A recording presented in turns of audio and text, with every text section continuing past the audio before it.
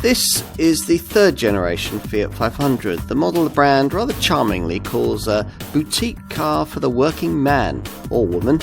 This new era design will certainly have far more across-the-board appeal. Contrary to appearances, everything is different, not least the fact that you can only have battery power, this being Fiat's first all-electric car, offered, as with the previous 500, in three-door hatch and convertible body styles. It's stylish, cheeky, and best of all, the driving range is class-leading for a tiny EV. In short, if you can afford one, there's lots to like.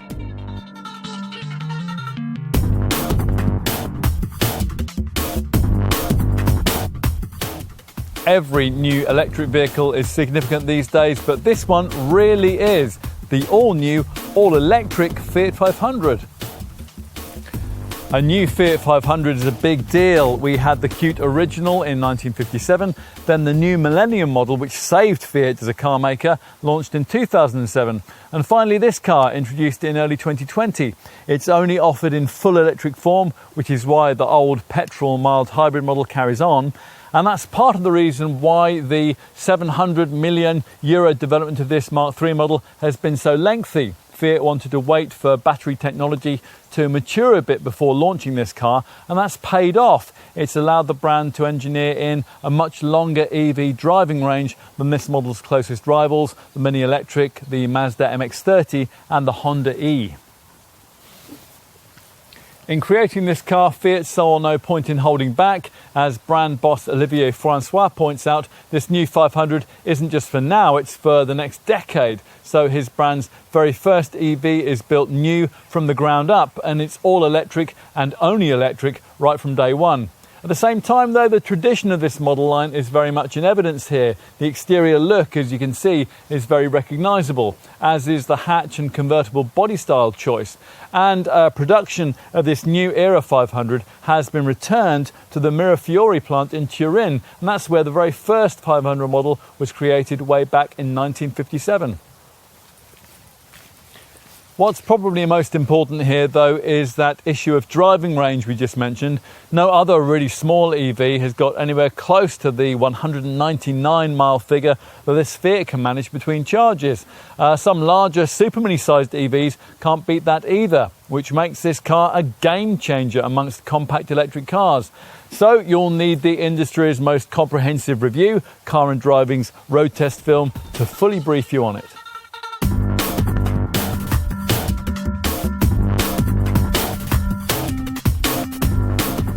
The adoption of electric power on a car so urban orientated as a Fiat 500 seems so natural that adapting to this model as an EV shouldn't be difficult for anyone.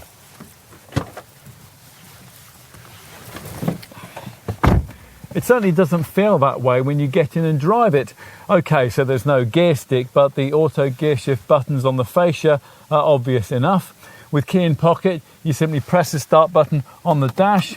You wait for the chime, the green ready light, and the vehicle is ready to drive message.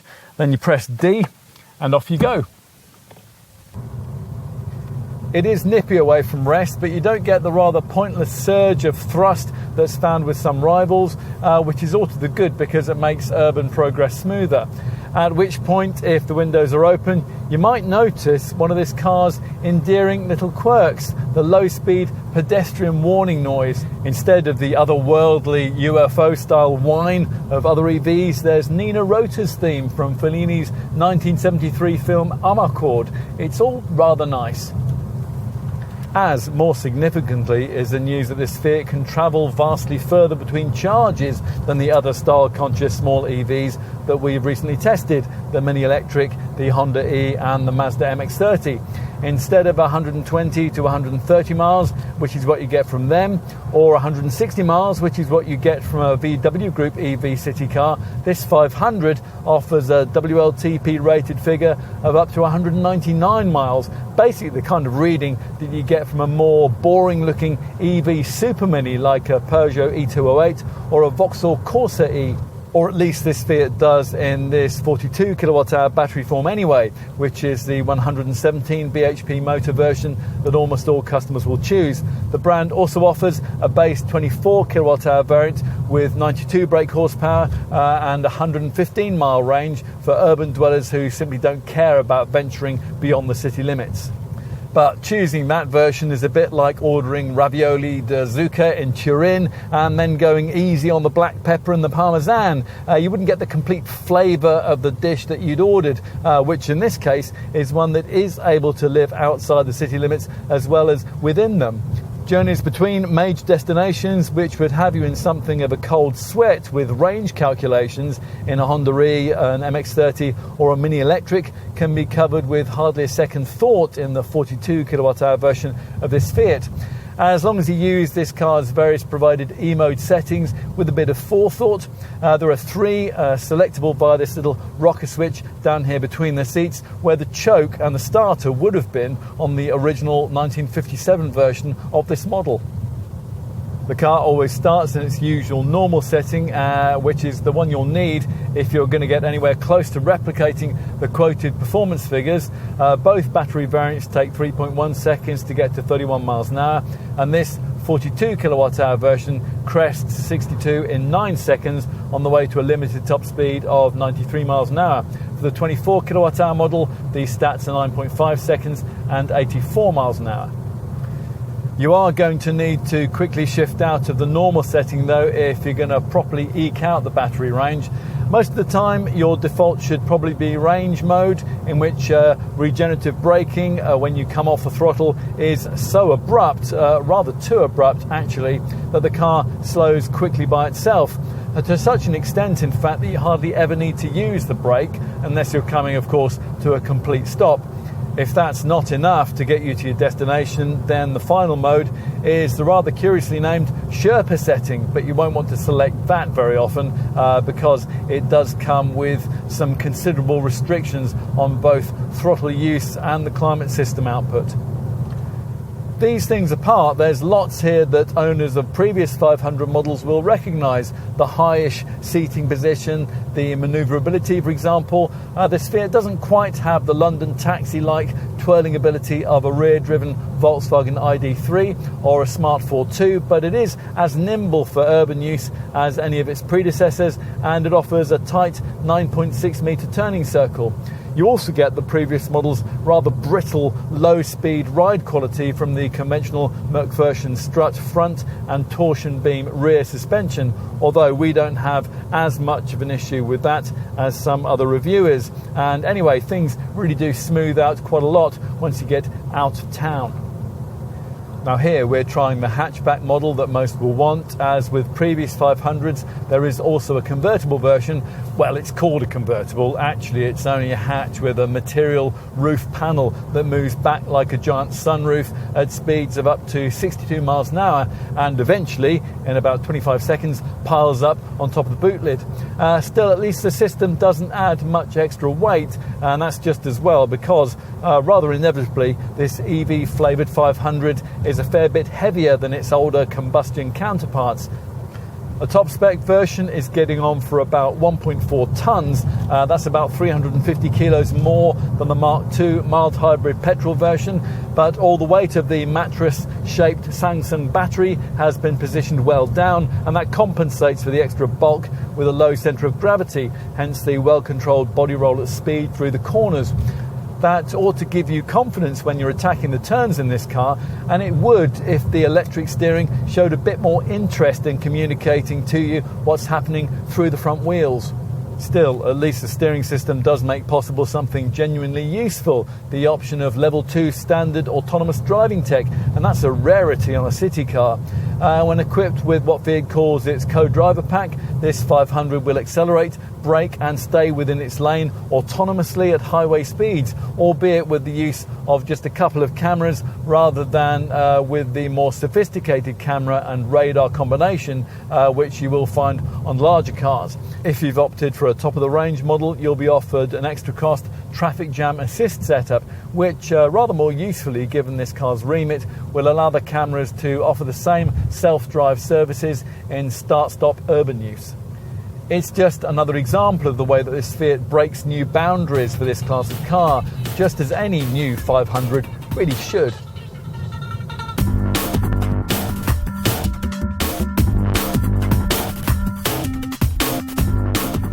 How do you reinvent a small car icon? Well, pretty much like this, we'd say. The Mark III version of this Fiat is recognisable to all as a 500, characteristic in proportion, in silhouette, and in its distinctive central line alongside the two previous generation designs. This time around, though, this car is a little wider, a little longer, and a little more sophisticated. But it'd still be as at home in the back streets of Turin as the 57 original.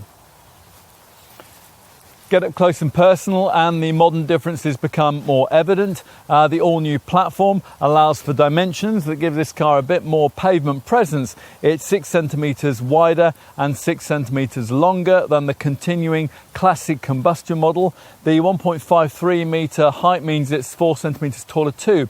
Yet at barely 3.6 metres long, this remains one of the smallest cars on the road. As with the previous 500 model, opting for the convertible version gets you what amounts to a folding fabric top rather than a proper folding roof, but it's enough just about to justify that variant's claim to be the first four-seater cabriolet EV on the market. At the front, that distinctive central line we mentioned earlier bisects circular headlamps, which are surrounded by cute curved daytime running light strips, although you don't actually get the full LED beams which Fiat's really keen to talk about unless you stretch right to the very top of the range here.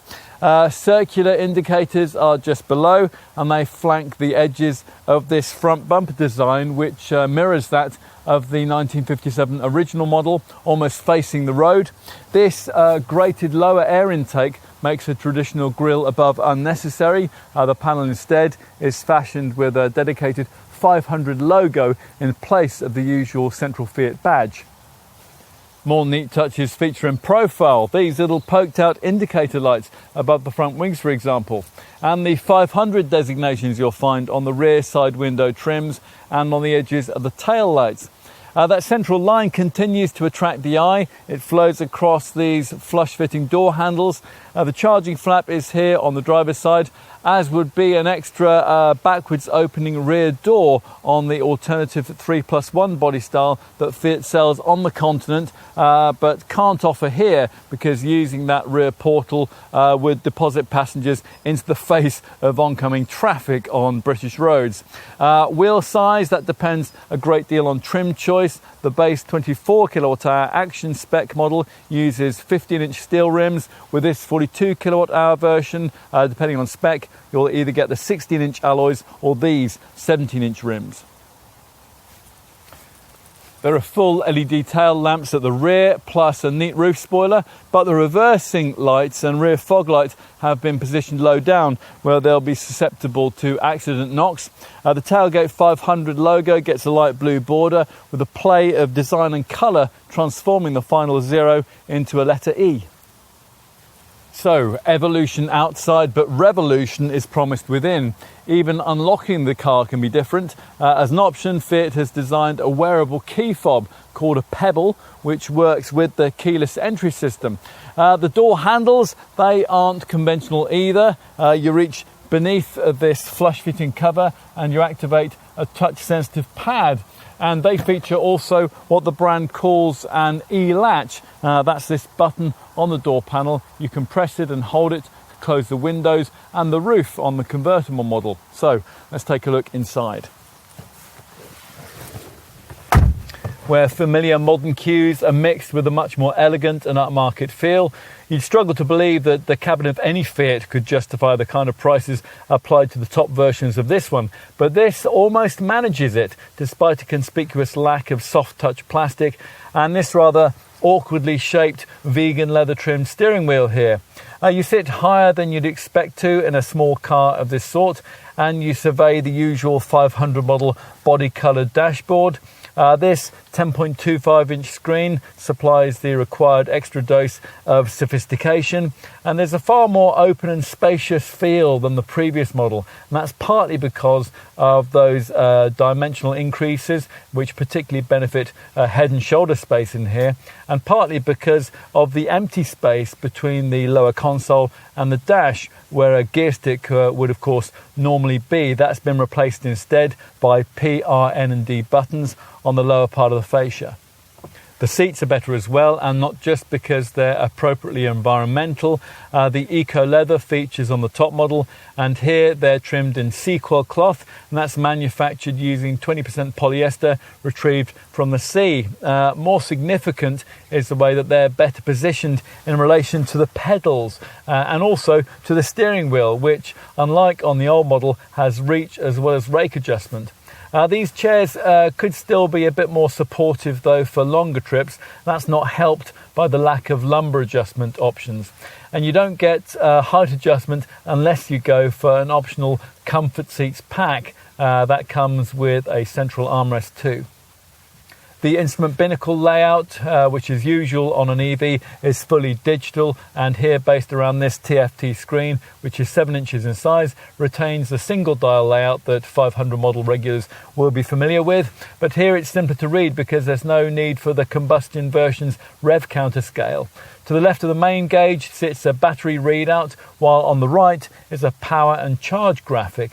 The display dulls helpfully in different shades of light, but there is a fractional lag to the speedo readout, and that's the sort of thing that you'll find with a number of the cockpit features, particularly those actually on the centre dash infotainment screen. Now, we ought to point out that you don't get this 10.25-inch display on the base 24 kWh action spec model. That variant only comes with a phone cradle for its link and drive system, which then expects your handset to function as a central monitor.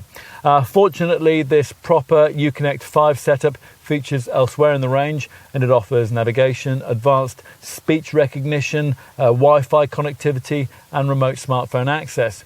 Functionality is based around 6 main menu options on the left of the monitor: home, media, comfort, nav, phone and vehicle. Comfort offers ventilation options if you don't want to use the piano key style physical buttons retained beneath the display.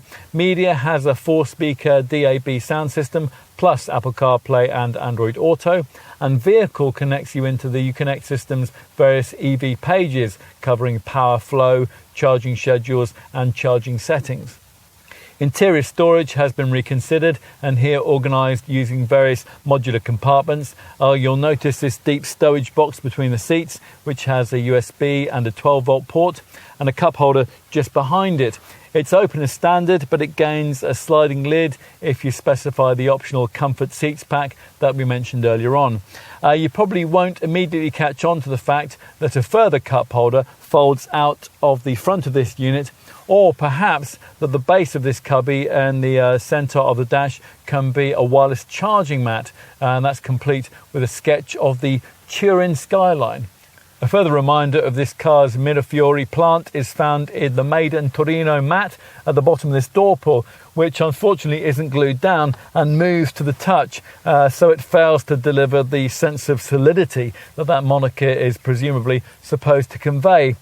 Talking of irritations, the door pockets are tiny, and legions of future female owners will share our annoyance that the vanity mirror has been fitted to the passenger side sun visor rather than on the one that's used by the driver. But you do get a huge glove box, and the driver's sun visor has a useful ticket flap. What else? Well, the controls for drive mode selection, audio volume and the electronic handbrake feel naturally located on the leading edge of this lower console box. And there's the novelty of having to open the door with this button. When you do, it shuts again with a proper thunk, and that's a mark of this car's very decent build quality. A legacy perhaps of the fact that this car is built alongside Maserati's Levante SUV at Mirafiori.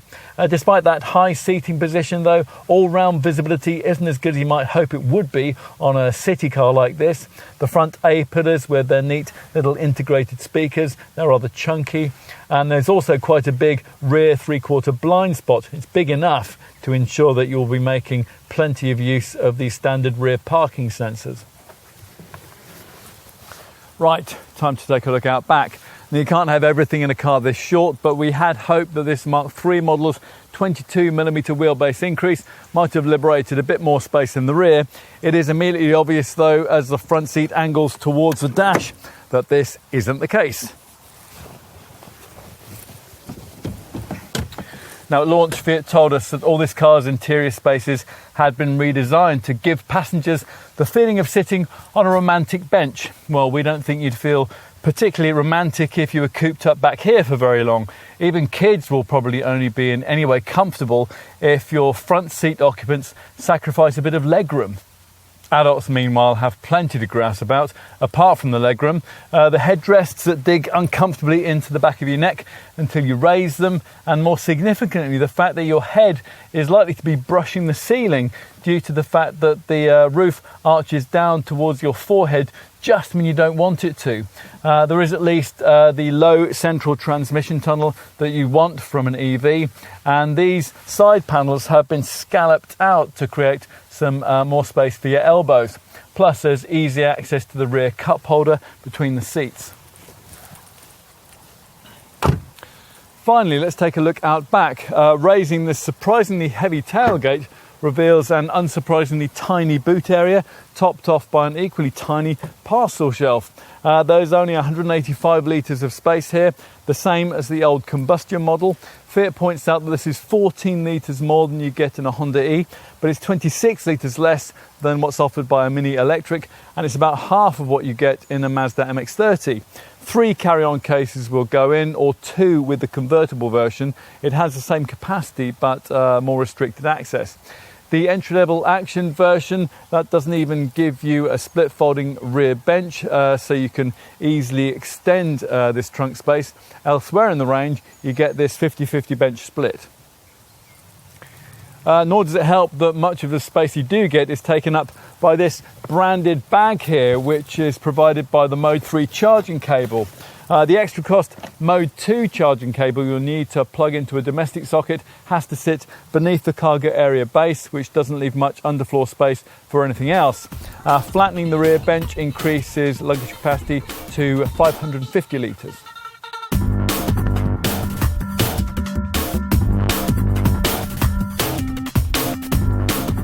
So, how much is Fiat's latest EV technology going to cost you? Well, as you'd expect, it's a fair bit more than you'd pay for the continuing mild hybrid petrol combustion 500, which at the time of this test in late summer 2021 retailed from around £13,500 in hatchback form. From launch, a hatchback new 500 EV was pitched from just over £20,000 after deduction of the usual £2,500 government plug-in car grant. But that only gets you the base action spec variant, featuring a smaller 24 kilowatt hour battery with a lesser 115 mile driving range, and that's a derivative that's only offered in hatchback form, and it's one that few customers for this car will want. The 42 kilowatt hour battery model we're trying here, with its 186 to 199 mile range, is the version that you'll probably be looking at, and that costs quite a bit more again. The spec level nearly everyone chooses with this car is Icon trim. That's what we got here, and that's a variant which comes with a grant deducted figure of around £26,000 for this hatchback version, or just under £29,000 if you want this Fiat as a convertible with a fabric folding sunroof style top. If you can afford more, then the brand also offers an even better equipped La Prima variant, and that costs £2,000 extra in either case.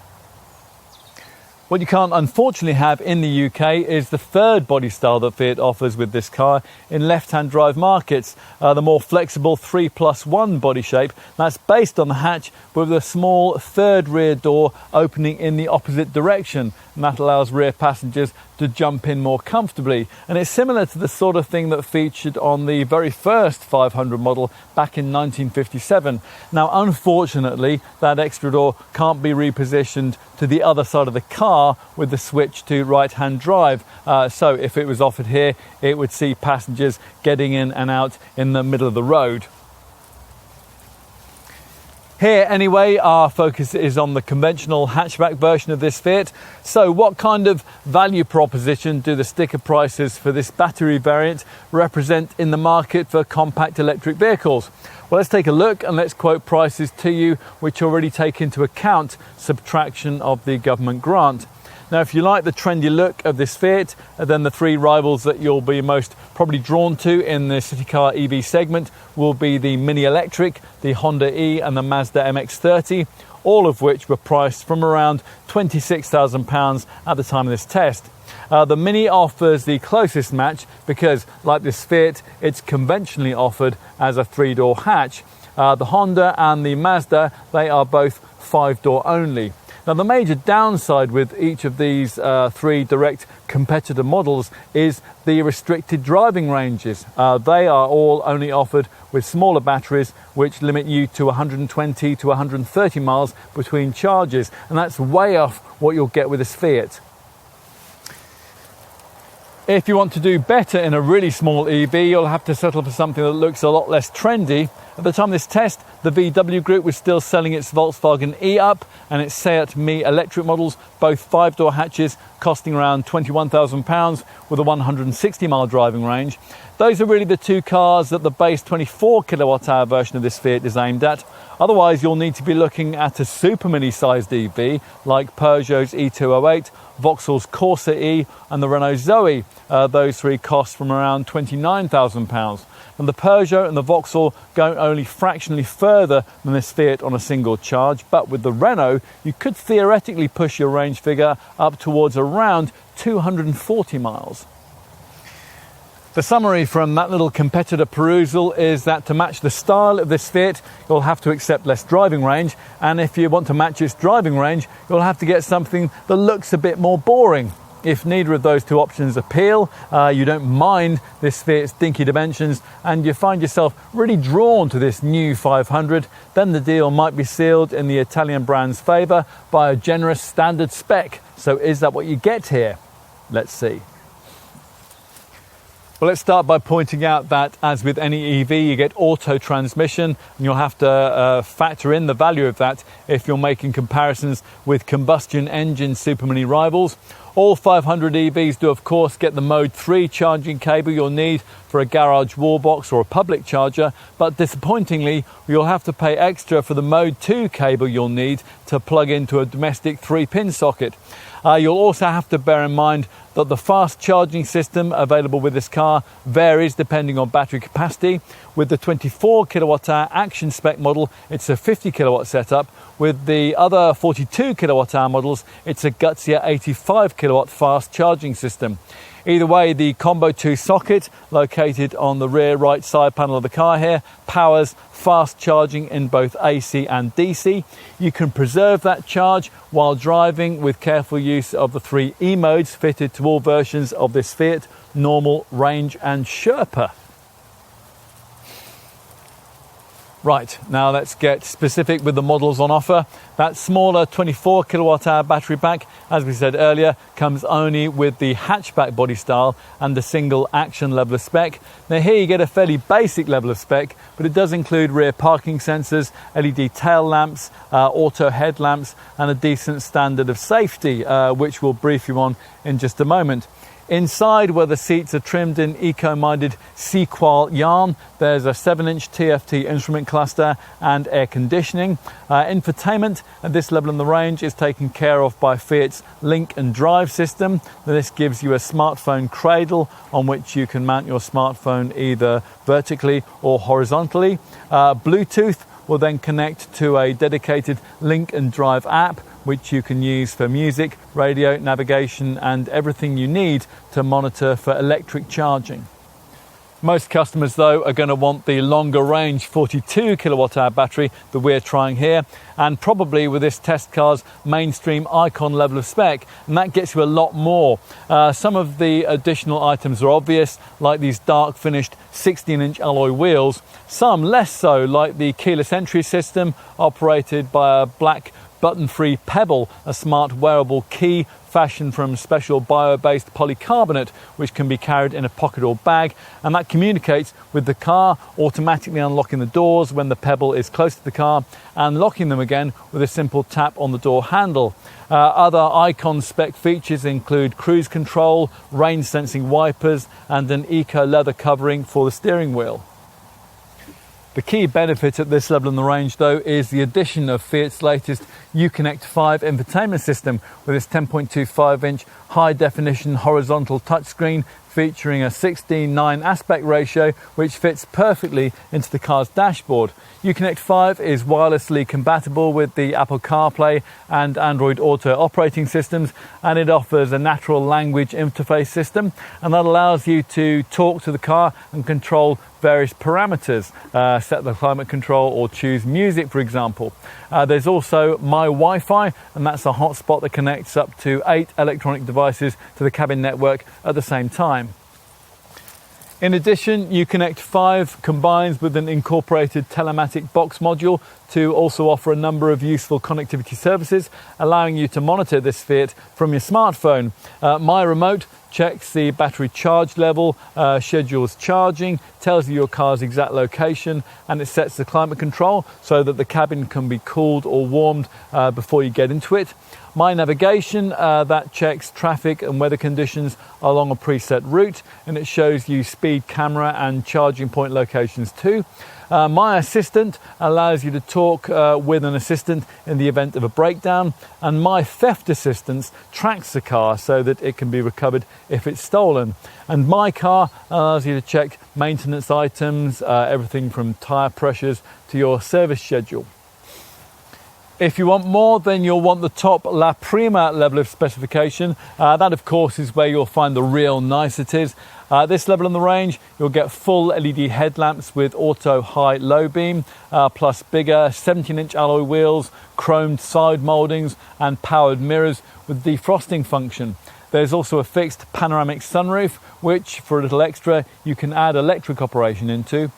Key La Prima cabin features include Fiat monogrammed eco leather seats with 6-way manual adjustment, a more powerful 6-speaker sound system, a bicolour steering wheel, a central armrest, an electrochromatic rearview mirror, door sill kick plates, branded floor mats, a lidded centre console box and wireless mobile charging. There's also a rear view parking camera with a 360-degree parking feature, which offers a drone-like overhead view on the screen when you're manoeuvring. At La Prima level, you'll additionally get the Fiat co-driver pack, which would cost more at Icon level, this being your passport into the brand's latest level 2 autonomous driving capability, and it's still rare in this class of car. Here at highway cruising speeds, this 500 EV can do much of the driving for you, thanks to a front-facing camera which monitors all areas of the car, both longitudinally and laterally. Lane centering keeps the vehicle in the middle of any marked lane, plus intelligent adaptive cruise control brakes or accelerates this Fiat in response to surrounding traffic, cyclists and pedestrians. You also get intelligent speed assist, which reads speed limits and recommends applying them.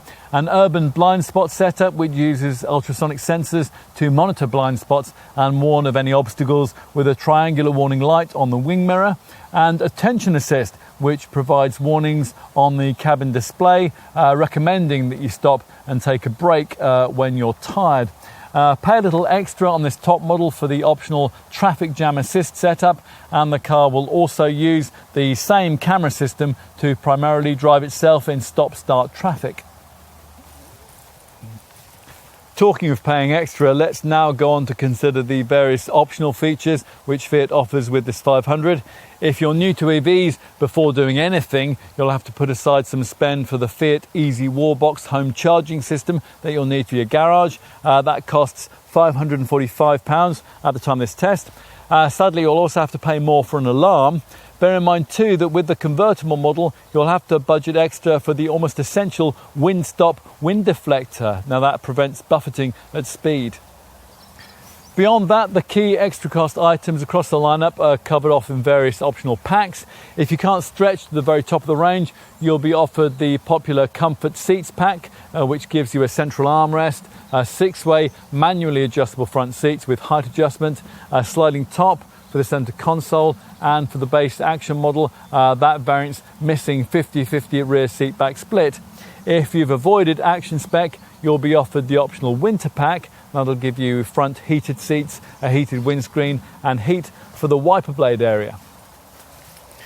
The other packs are model specific. Now, we just mentioned that with this Icon spec model, you could upgrade to level 2 autonomous driving capability with the Fiat co-driver pack, which for around £1,500 more offers all the items we mentioned earlier. With Icon spec, you might also want to look at the Magic Eye pack, which gives you full LED headlamps with auto high and low beam, plus an electrochromatic rear view mirror. Icon spec customers could additionally consider the Style pack. That'll give you tinted rear windows, branded floor mats, kick plates, chromed side mouldings, and the dubious benefit of a techno wood dashboard too. Icon spec customers can also add a panoramic sunroof, 17-inch alloy wheels, a wireless mobile charger, and rain sensing wipers as individual extras. If you've bought in at the bottom of the range with Action spec, you'll be offered the radio pack, which replaces that variant's rather basic Lincoln Drive smartphone cradle setup with a much better 7-inch infotainment screen, which incorporates Apple CarPlay and Android Auto smartphone mirroring. Plus, you also get a wireless mobile charger. You can combine this with the features of the winter pack that we mentioned earlier if you wish. Bear in mind that you'll almost certainly be paying your Fiat dealer extra for your choice of paint colour, because the only standard shade is solid ice white. Stump up more and you can have a pastel onyx black shade, various metallic colours. We have glacier blue here, or for a lot more, various exclusive tri-coat finishes. Right, let's finish with a look at safety equipment. The continuing combustion engine version of this Fiat can get away without offering the latest camera safety features, but this much pricier electric model can't. So, as well as the usual twin front, side and curtain airbags, plus electronic assistance for braking and stability control, it includes autonomous emergency brake control, which, as usual with these systems, scans the road ahead as you drive, looking for potential accident hazards, and it will automatically apply the brakes if required. There is also lane keep assist to keep you in lane on the highway, and traffic sign recognition too, which pictures signs as you pass and then displays them on the dash. Attention assist, that's a drowsiness detector which will warn you if your reactions suggest that you're drowsy. To this tally, the top La Prima model adds the blind spot warning system that we mentioned earlier.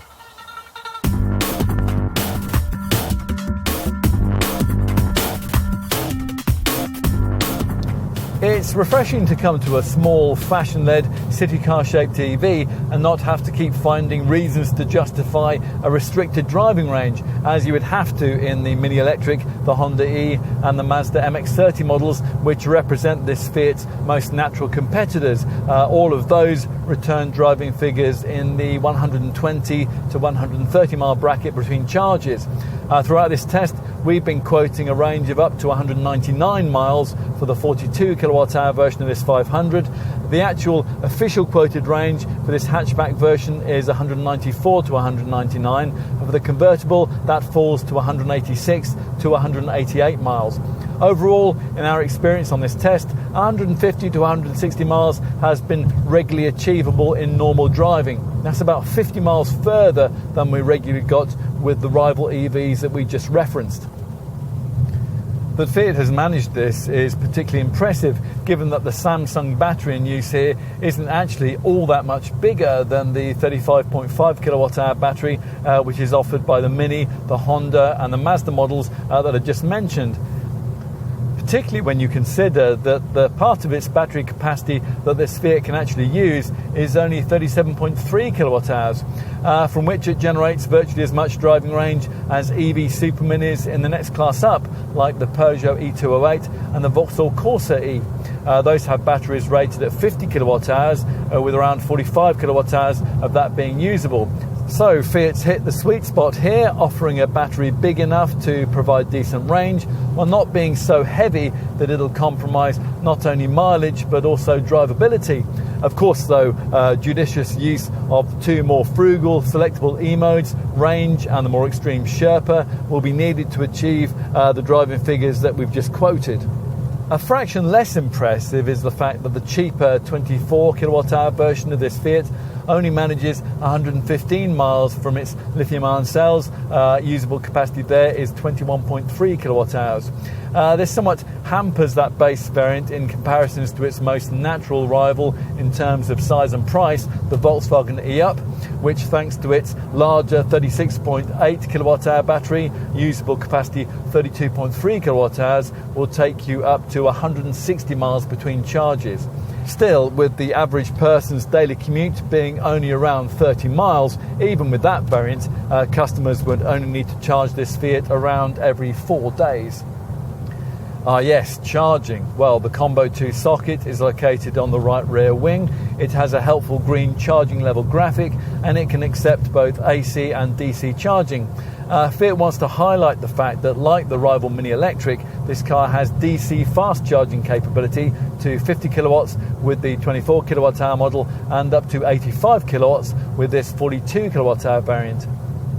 As a result, on this top version, full battery replenishment from 0 to 80% with the supplied Mode 3 cable and an 85 kilowatt fast charger, a DC one, if you can find it, takes just 35 minutes. It's 30 minutes with the lesser 24 kilowatt hour model. That means that in just 5 minutes, using a fast charger like that with either variant, you'll get enough juice for 30 miles of range, and that's enough for a typical day in the city. Sadly though, with the current pretty poor UK charging infrastructure, it's not very likely that you'll regularly be coming across an 85 kilowatt DC fast charger.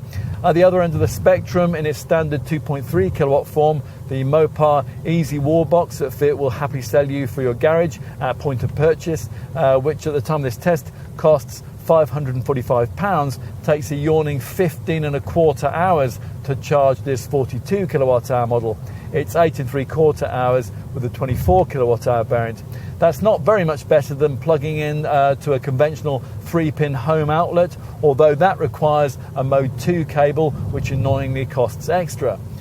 With the help of an electrician, the Easy Wallbox can be upgraded to 7.4 kilowatts, and that'll reduce the charging time on this 42 kilowatt hour model to just under 6 hours. If your property or your business can manage to offer an 11 kilowatt AC 3-phase 16 amp supply, then full recharging time can fall further to 4 and a quarter hours for the 42 kilowatt hour model or 2.5 hours for the 24 kilowatt hour version. Got all that? Great. You'll need to make use of the provided My eCharge Fiat app to find your nearest public charging station and to access charging modes, payments and history. You can additionally use this to remotely manage your Easy Wallbox or your connected wallbox from home. The app can also incorporate the RFID payment card, which you'll need to provide access to more than 240,000 charging points in 21 countries in Europe. And via the same app, you can check your car's battery charge, you can schedule charging, and you can access dynamic range mapping, which shows on a map the area that can be driven, calculating the maximum possible distance that you can travel on your current charge, and that's based on remaining range and other parameters. Not only does the app allow viewing of the charging points located nearby, it also displays a graphic indication on the map of those that can be reached on your current battery charge level. The maps are always kept up to date too, and that uses over-the-air updates. Assuming you've chosen this 42 kilowatt hour model, you'll have the Uconnect 5 central touchscreen with an electric vehicle display section, and that'll connect you into a series of EV pages. There's a power flow section, and that gives you an energy monitor showing in real time whether you're using charge in red or regenerating it in blue. The same screen also gives instant consumption and kilowatt energy use by the electric motor and by the climate system. The EV pages also have a schedule section for putting in charging times, which will hopefully coincide with lower tariff electricity costs, and a charge settings page too that shows your car's current % battery level and the estimated time that will be required to charge it back up to 100%. Here you can also set the rate of charge level. While we're on cabin screens, we'll also mention the 7-inch TFT instrument binnacle screen here has a right-hand power and charge graphic, although all that really does is show you whether you're using the accelerator or not. What else might you need to know? Well, servicing intervals are every year or every 12,000 miles, whichever comes around first. Owners can keep up to date with their car's maintenance schedule, and that's via the My Car section of the My eCharge Fiat app, and that briefs you on the time of your next service and on various maintenance issues. That interval is better than the one you get with the petrol mild hybrid model. That needs looking at every 9,000 miles, and maintenance should cost less with this EV because the powertrain has so few active components, just an electric motor, an onboard charger, a battery, and of course an inverter. Inevitably there are parts that still need maintaining, like brakes, filters and fluids, so your dealer can offer you a bespoke service plan to cover all of that. Insurance is rated at Group 14 for the base 24 kilowatt-hour action spec hatchback. This 42 kilowatt-hour hatchback is rated at between Group 16 and 17, depending on spec. Bear in mind, if you go for the convertible body style, then those ratings rise to Groups 19 and 21, but that's still much better than a rival Honda E. That's rated in the Group 25 to 29 bracket. Like the Honda E and the Mini Electric, you get an unremarkable 3-year, 60,000 mile warranty, and Fiat separately covers the battery for 8 years or 100,000 miles, whichever comes around first. Because it's pure electric, this 500 is exempt from annual vehicle excise duty, road tax, and its zero emission status, of course, makes it an extremely affordable company car. Benefit in kind taxation at the time of this test was rated at just 1% for the year 2021 to 2022, and then 2% for the following 2 years.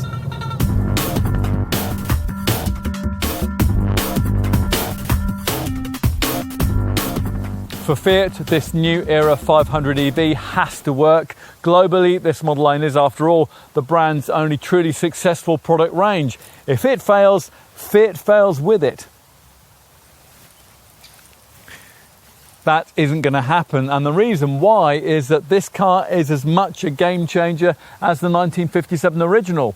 At the stroke, it embarrasses rival brands like Mini, Honda and Mazda, who claimed it wasn't either possible or desirable to create a sensibly priced but stylish, really small EV with a 200-mile driving range, which is nevertheless the kind of thing that many urban-based customers will want in coming years. This Fiat delivers just that in a choice of guises. The alternative convertible version is the market's first full electric 4-seater cabrio. To be honest, we'd hoped that in all its forms this car would be more affordable. Looking at the list price figures, you can see why it was so vital that the old combustion model should continue as a more affordable option, a stepping stone into this new design. But this is a car worth aspiring to. Some will even choose it just because it's a 500. Now true, this may no longer be the cheap people's car it once was, but without doubt it retains the spirit of the original.